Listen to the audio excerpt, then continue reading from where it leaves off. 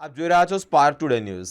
દલિત સમાજ પર આપત્તિજનક ટિપ્પણી કરનાર વજુભાઈ વાળા વિરુદ્ધ ફરિયાદ દાખલ ન કરતા જ દલિતોમાં રોષ જોવા મળ્યો છે। ગાંધીધામમાં ચક્કાજામ પણ કરવામાં આવ્યા છે।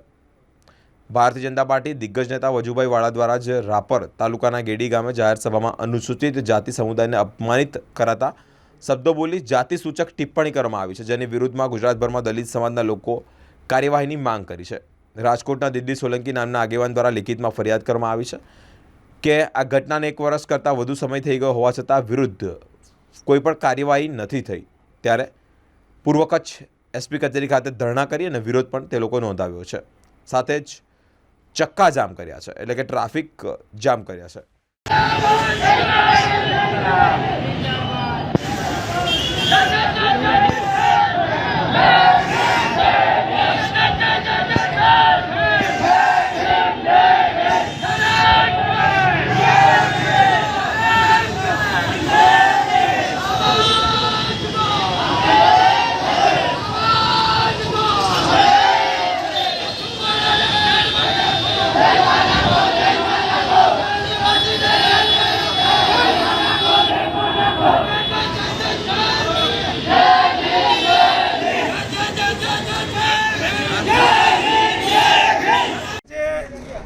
પૂર્વ કચ્છ ગાંધીધામ એસપી કચેરીએ સમસ્ત અનુસૂચિત જાતિ અને સામાજિક સંગઠનોના આગેવાનો સમાજ દ્વારા આજે એસપી સાહેબને રજૂઆત કરવા અને લેખિતમાં જવાબ લેવા માટે આવ્યા છે કે જે છેલ્લા 1 વર્ષ કરતાં ઉપર સમયે જે અનુસૂચિત જાતિનું જાહેર સભામાં 2022ની ચૂંટણી રાપરના ગેડી ગામમાં જે વજુવાળા જાહેરમાં અપમાન કર્યું હતું, એની ફરિયાદ આજ દિન સુધી કે રાજકોટ કે કોઈ પણ ગુજરાતની પોલીસ